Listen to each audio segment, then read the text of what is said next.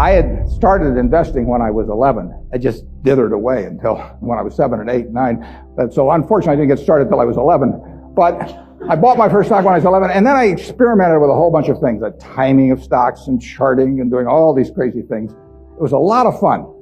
Profitless, but a lot of fun. And I did that until I was 19. And I read all the books on investing in the public library and I ate it up. It was fascinating to me, but I had no framework. I was just searching for something. I was hoping that little things on a chart would tell me something about what a stock was going to do. It was kind of crazy, but everybody else was doing it, so I figured I'd do it too. Sometimes you'd turn the chart upside down, it still wouldn't help. Then in 1949, I read The Intelligent Investor by Ben Graham. I'd never heard of him up till then. And there are really only 2 chapters in that book that are the key to it. But they set my philosophical framework for investing in 3 ways. They're so basic and so simple, it's hard to understand how they could be that important, but the 10 Commandments are simple. The first is that a stock is part of a business. I mean, you can't think of a stock as something different. You value a business, and then you divide by the shares outstanding. But what you have to think about is what kind of a business are you getting into, what are its economic characteristics, who are its competitors, what's its management like, all of these things that relate to a business instead of a little ticker symbol. I used to know when I was 11 or 12 the ticker symbols of every company virtually on the New York Stock Exchange. I could mark the boards at Harris Upham, but I didn't know anything. I mean, I knew that X was U.S. Steel and T was AT&T and so on, but I didn't know anything. I didn't know what was behind them. So I had to start looking at these little symbols or these little names in the paper as businesses and decide, how do you value a business? What counts? The second thing in the book is that Graham gives you a marvelous set point in terms of how the investor should react to stock market fluctuations. He talks about his mythical Mr. Market in chapter 8. And there's been no better thing written in terms of the investor's attitude toward stock prices. Most people react the wrong way to stock prices. I mean, they feel good when their stocks go up, they feel bad when they go down. They think the stock market is there to instruct them. And Mr. Market is this partner you have in investing. He's a remarkably obliging partner. This guy comes around every day and he tells you what he'll pay you for your interest in the business or what he'll sell you more at the same price. Nobody ever does that in private business. If you and I owned a gas station together, and I said, every day I want you to come in and offer me your half interest in the station, and I can either buy your half or sell you my half at the same price, and you have to come in every day and do it, you'd be at a terrible disadvantage. And you'd be at a particular disadvantage if you're Mr. Market in the market, because Mr. Market, our friend in the market who obligingly gives you those figures every day, different figures at the end of the day and the start of the day, but he's naming a price at which you'll either buy or sell. The beautiful thing about him is that this guy is an alcoholic manic depressive. I mean, he is as unsound as they come. He wanders around all day, and looks at the crazy things, and he's going to name all kinds of crazy prices. And you don't have to pay any attention to him, except when it's to your advantage to do so. If that's once a year, if it's once every 5 years, it's one stock out of 3,000. All you have to do is sit there. You have no moral responsibility to this jerk. He is naming these numbers. You didn't ask him to, but he's doing it. And all you have to do is pick the one time when he is particularly depressed or particularly manic or particularly drunk or whatever it may be. And the market will be all of those things. And you take advantage of it. And that's what's remarkable about stocks, if you think about it, is that if you look at the high and low on all of these American companies for the last year, you'll see case after case after case where the high is twice the low. Now that's for a sound American business, is running along, paying people, selling goods, and so on. If you go out and look at farmland 10 miles from here, there's no way in the world over a year that the farmland is going to range in value from X to 2X. It maybe go from X to 110% of X or vice versa. If you look at an apartment house near here and figures on essentially apartment houses like that over a year, it won't move 10% in a given year. But here are the finest of American businesses, and people just name these numbers that go all over the place. And you don't have to play, except when you want to. That's the important thing, and that's what Graham tells you. The market isn't there to instruct you, to tell you anything. The market is there just basically to serve you when you want it to serve you. One of the most important things to remember in stocks, very hard to do, but people have all these feelings about it. The stock doesn't know you own it. You're sitting there with these certificates for Berkshire. the company doesn't even know you own it, and the stock doesn't. It's trading now, and they don't know you own it. So it has no feelings about you. I mean, you've got all these feelings about it, but it's just part of a business. If Berkshire is worth 75,000 times 1.5 million shares, roughly 110 billion or something like that, it's a good investment. If it isn't, it's a lousy investment, and you have to value the business. And Graham, it's amazing, but people don't do that in Wall Street. You hear price targets or that kind of thing, but you'd see no one write a paper that says, here is the nature of this business over the next 20 years. What should that business sell for? Forget about what it's selling for. In fact, one of the things I always like to do when I'm looking at investments is I like to look at them without knowing the price.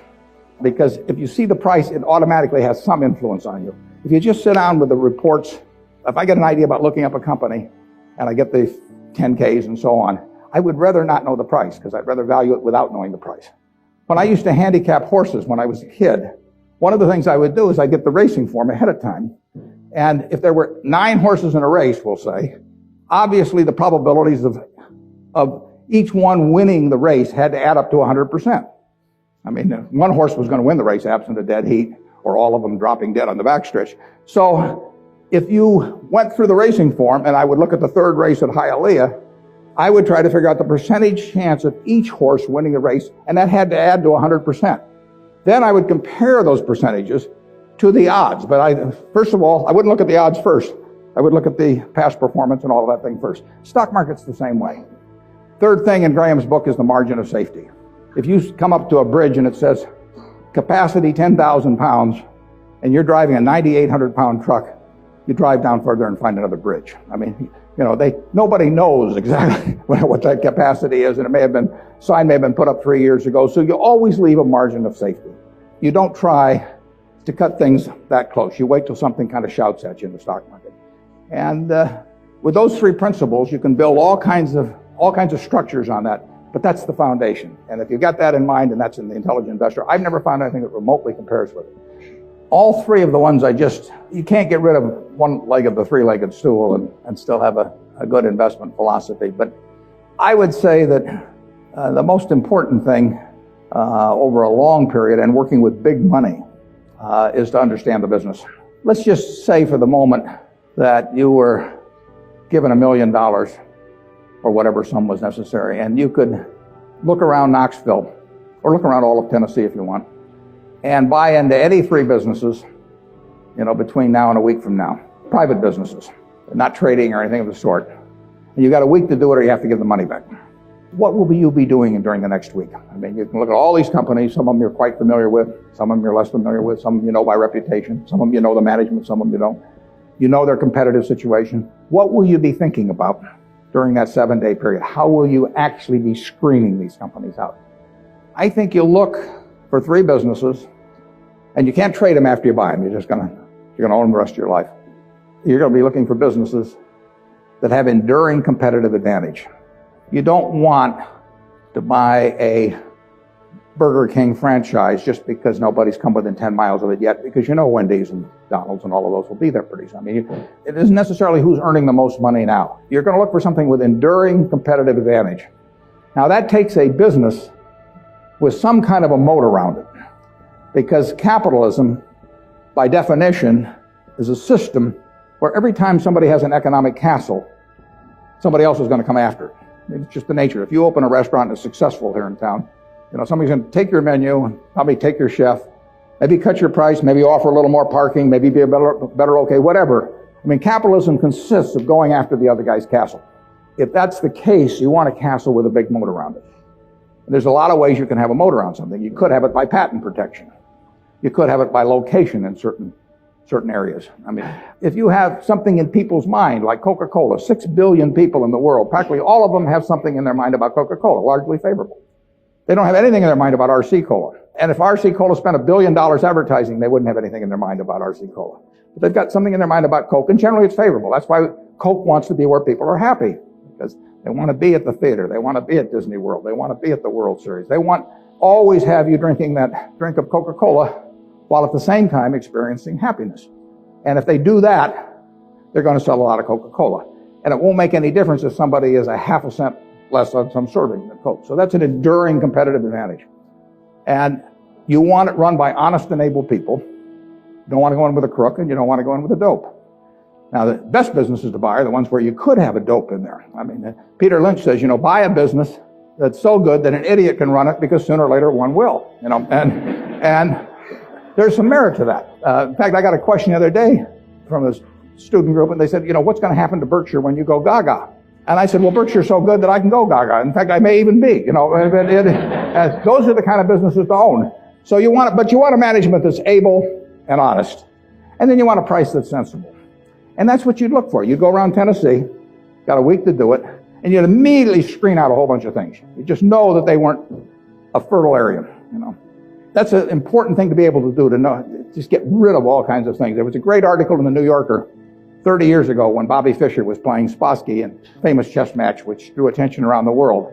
And they examined how the mind could, with billions and billions and billions of possibilities, how it could group things so as to immediately cast it down to where you had like 4 options.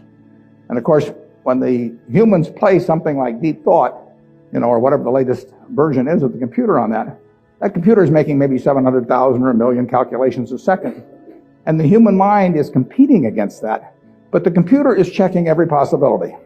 And the human mind somehow has this ability to cast out 99.999% of those things that the computer has to go through in order to focus on the 3 or 4 possibilities that really make sense. And investing's a lot like that. It's not that tough because there aren't that many companies. But you want to cast out all kinds of things. If somebody told me that my life depended on picking among the Dow Jones stocks a group of 10 that would be the best performers or outperform the index as a whole, I would spend my time thinking of the worst companies in there. I would cast out things, and then I would figure I left those behind, and that's an easier way to approach the problem, actually, than trying to pick the 10 best. If you were thinking about the state of Tennessee, there's a whole lot of things you wouldn't examine. You just figure they're too tough. You might decide, car dealerships were too tough. It's always going to be competitive. Who knows whether Ford or General Motors are going to be selling more cars 5 years from now, or whether there's going to be tariffs on foreign cars, or who knows.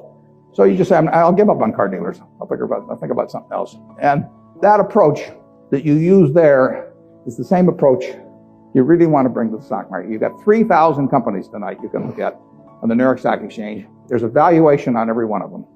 It'll change tomorrow. You don't have to play. Once a year, if you have 5 good ideas in your lifetime, you get very rich. I tell students sometimes they'd be better off if they had a punch card when they got out of school with only 20 punches on it. Because then, instead of listening to somebody at a cocktail party and then going out the next morning and buying some shares, they'd really think about every punch. That's all the punches you get. 20 punches is plenty. You just have to make sure that you don't do any of them for frivolous reasons. We never want to buy anything small at Berkshire. It just doesn't make any difference. We want to think about things that can move the needle. And that gets tougher as the capital gets greater. But that's the way to focus on investments.